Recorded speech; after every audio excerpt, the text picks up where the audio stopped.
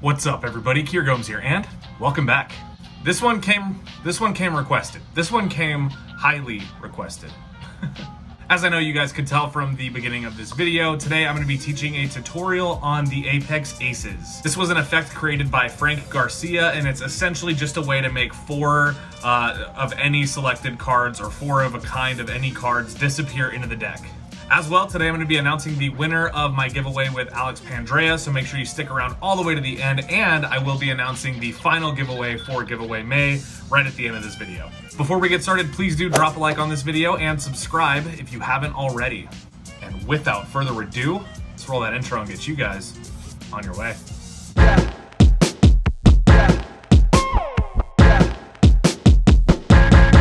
Let's go.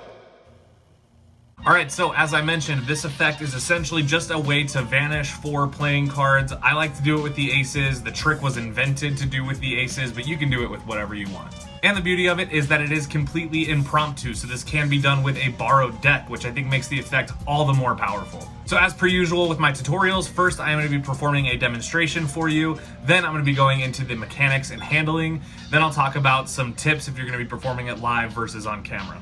Alright, so grab a deck of cards and let's get into it.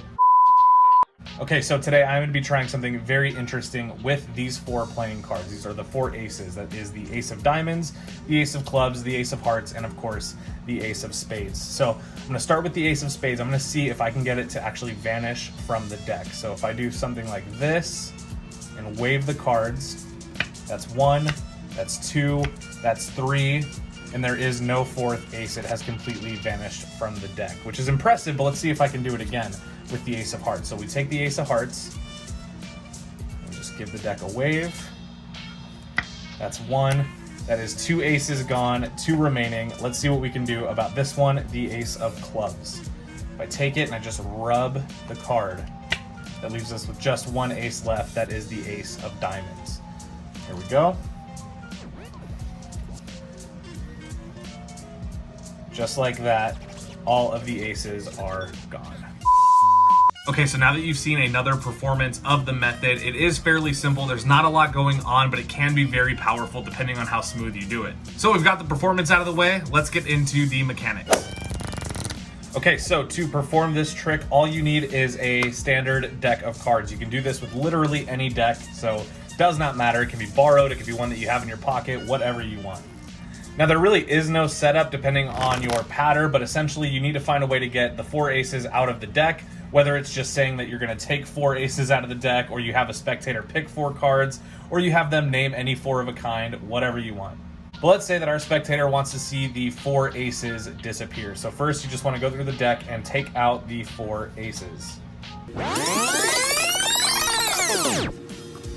So now you've got your 4 aces. There's nothing gimmicked or gaffed about these. You can hand them out for inspection, which I would actually recommend so that the spectator can see that everything is on the up and up. It'll also give you an offbeat to either do a pinky count and get a pinky break under the top 3 cards, or you can push off 3 cards and grab a break right there. So you hand these out, you say, okay, these are 4 aces, can you please inspect them? And while that's happening, all you're doing is this.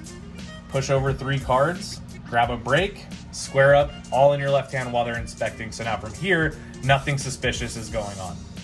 So now you can take the 4 aces back from the spectator, and all you're gonna do is, with your break here, you're just gonna strip the cards onto the deck, okay? Now there's a number of ways of doing this. Some people will just take the 4 aces, close them, and square them up. Personally, I like to count them onto the top. I think it adds a little bit more rhythm, but also it keeps things looking fairly innocent, and it further covers the motion of picking up everything above that break. So once you've got your 4 aces and you do whatever method you want to get them to the top of the deck, you'll see you still have your pinky break. Now I'm exaggerating the pinky break. Usually you would just want to keep like that little pillow of your thumb, just that little flesh part in there, so that from the front, again, it's very non-suspecting. So now you're gonna reach over with your right hand and you're gonna pick up everything above the break. So that's gonna be your 4 aces plus 3 random cards, okay? Now, of course, at this point, it's meant to look like you're just picking up the 4 aces, so you wanna make sure you don't flash by keeping your hand low, and I always recommend picking up the aces with your middle finger covering the edge, so that way your spectator doesn't see that there is way more than 4 cards there, okay? Now this part doesn't take a lot of practice, you just want to make sure you watch your angle. So from here, nobody can see what's going on. It looks like I've just got 4 aces in this hand and the rest of the cards in this hand. So you pick up your 4 aces, right, plus your 3 random cards. Now the next thing you do is fairly simple, and this process is going to repeat a couple times. You pick everything up, you're going to take your thumb and just strip that top ace face up on top of the rest of the cards. Now what I like to do here is I like to strip it, and then I like to point at it and say, okay, we're going to take this first ace, again just showing that the cards are indeed just 4 aces. We're going to take this first ace, keeping your hand back towards you and your finger on the edge, okay? So now what you're going to do is just take this ace that's sitting here by itself, and you're going to put the rest of the entire packet on top. I always straddle it kind of like this, where it looks like the card is actually just going to push and erase that first card. So again, you've got your 4 aces, maybe you hand them out for inspection. While that's going on, you're taking your dealer's hand and pushing off or getting a pinky count on 3 cards, so that way there's a break there when you get the cards back. You strip them on top of the deck, you peel off that first one with your thumb, and then now you just take everything that you're holding and you push it on top of that ace, give it some flair. I always do the same thing. I'll push it and then I'll just kind of wave the deck and then I'll snap my fingers. For those of you that hate snapping, which I know is a lot of you, just wave your hand maybe, or wave your hand like this, but do something to show that something is happening, right? Now you can show the aces 1, 2, 3, and that ace of spades is gone. While you're showing that it's gone, I recommend doing kind of a wrist kill here, where you can just kind of show no funny business, not doing anything. And then in the motion of doing that a couple of times, push over 2 more cards, because your card is buried here. It's got those 3 random cards on top of it. So now we just want to get a break above 2 cards. So we can show that there is nothing funny going on. All the while we're pushing off and we're getting that break under the top 2 cards. The reason we do the top 2 is because now we can repeat the same process again, lift it up, and the ace is tucked away under this top card, very non-suspecting, okay? So the first ace is gone. We can see nothing out of the ordinary. We're going to take these 3 remaining aces. Now we're going to go with the ace of hearts, and we're going to do the same process again. Now this one, I always do a little bit slower. So I push, and I'll kind of wave my hand, or I'll do some kind of motion to show that the card is vanishing, and then we repeat the process one more time, only this time you're just going to take that top card. So first you had a pinky break under 3, then for the second phase it was just 2, and now it's just 1. So you're going to show again the aces are just vanishing before your spectator's eyes. So you peel it, maybe point, make sure that your spectator cannot see that other card on the bottom, and then you can just repeat the same process one more time. You can just push it in front, maybe rub it. For this last one, I always rub the card, and then I pull it back, revealing that there's only 1 ace left. So now to get rid of this last ace, there are a couple of different options. So something that you'll see me do quite a bit is I will use the Erdnase change to just make it disappear like that.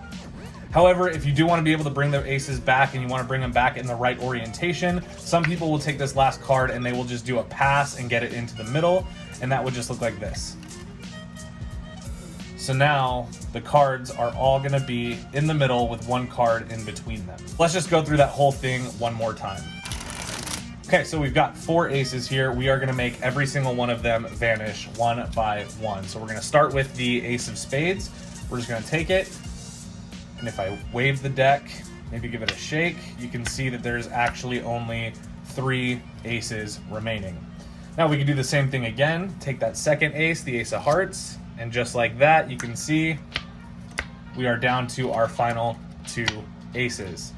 Now if I take this one, the ace of clubs, it goes quick, so you got to make sure you watch it. And then finally we have the ace of diamonds, our last ace. And if I just wave my hand over the deck, you can see it completely vanishes. All right, so I'm going to talk you through it one last time. You take out the 4 aces, you show them, you hand them out for inspection. All the while, you're pushing off the 3 top cards of the deck subtly in your left hand. You take the aces back, you can count them on top of the deck or just square it up. Make sure everything is completely square. Pick up everything above your pinky break, including those 3 random cards. Keep the aces outwards or angled back towards you so that your spectator doesn't see, and always keep your finger along this edge so that way there's no way of telling how many cards are actually here. Take your thumb, peel off that first ace, drop everything on top, wave the deck, And then now we're gonna do the same thing again, only we're gonna push off, in the motion of showing that the card has vanished, we're gonna push off 2 cards instead of 3. And we're gonna repeat the process one more time. Pick up everything above the break, drop it, rub it, whatever. Now we've only got 2, and we're gonna do the same thing again. We're just gonna push this card out, grab our break, square it up, all in the process of doing this, right? It looks fairly natural, especially if both hands are doing it, and then you're good to go for this last one. So you can take the ace of diamonds, if you push, rub the card, and then you can see that it is the last one. And then for this last one, you can do like the Cardini change if you want, or you can just do the Erdnase change, which would look like this. And it has vanished. Okay, so those are the mechanics. Let's get into some performance tips. All right, so as I mentioned during the mechanics segment of this video, there's really multiple different ways you can get rid of that last ace. I think the original method was taught using a classic pass. However, sometimes I'll use an Erdnase change. But if you're not that good at the classic pass, or it's a move that you don't know, something that you can always do is just do an Erdnase change for that last ace. It does make it difficult to bring the aces back in the right orientation, but if you're just doing it for camera, there's no harm done in just doing a simpler move to get rid of that last ace. So let's get into some performance tips depending on if you're doing this live or for the camera. The big thing to keep in mind is that if you're doing this live, there does need to be some context, right? So you want to make sure that you set expectations with your audience without telling them what you're going to do, but it is going to be important that you're communicating what's actually happening, because the trick can go fairly fast, and if you just keep repeating the same move, eventually your spectator is going to lose interest. So this is a trick that I really like because it does well with patter. If you're a performing magician, then you already know how important crowd management is and patter in your routines. Something that I love about this specific routine is that it does allow for you to kind of do your own patter. You can kind of make up your own story for how these aces or these 4 selected cards are just disappearing or melting through the backs of the cards. So the effect in performing this trick is a lot of just repetition, but the real skill is nailing down your patter to really dress this trick up. It makes it a lot sexier. So if you're doing it live, I definitely recommend working on some patter, creating a cool story for how these aces are actually vanishing into the deck or why they're vanishing into the deck. There's just not enough magicians that talk about the why in their pattern. I think that's important. I think it creates a reason that this magic is happening or that it even exists. Now the other thing is your angles. Now this is fairly friendly on angles as long as your hands can cover the amount of cards that you're holding. That can be done just by doing the effect quickly, but also something that I would highly recommend is making sure that you're keeping your hand low, so that way you can hide that stack of cards in your hand. But ultimately the angles are pretty good, so there you go. Alright guys, so now you know how to perform the Apex Aces by Frank Garcia. If you guys were not familiar with this routine already, I highly recommend it. It's super powerful and it can be extremely visual depending on how good you get. Okay, so before we end this video, let's talk about the giveaway. So a couple weeks ago, I did a joint giveaway with Alex Pandrea where we kind of did this funny video merging both of our channels and talking about our top 5 favorite Alex Pandrea decks. It was a lot of fun to create, a lot of fun to work on, and the results that we got were astounding. I mean, there was a ton of you that entered this giveaway.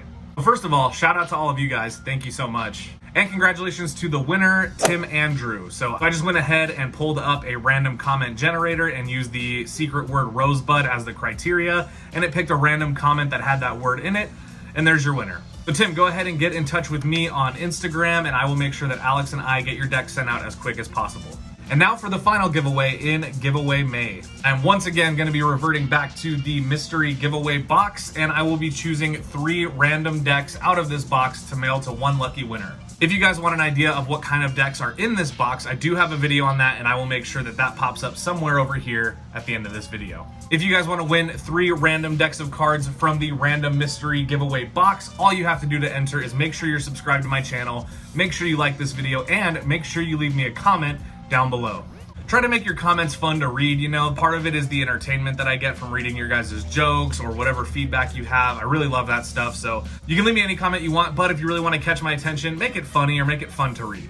Whether you are interested in winning this giveaway or not is up to you, but I hope you'll consider still dropping a like on this video, even if you don't want to enter, because it does help me out so much. And while you're at it, you might as well consider subscribing for more awesome content just like this. I will be announcing the winners for this final giveaway in 1 week, so next week I will have the winner announced, and then I will ship out all of the giveaway winnings from May.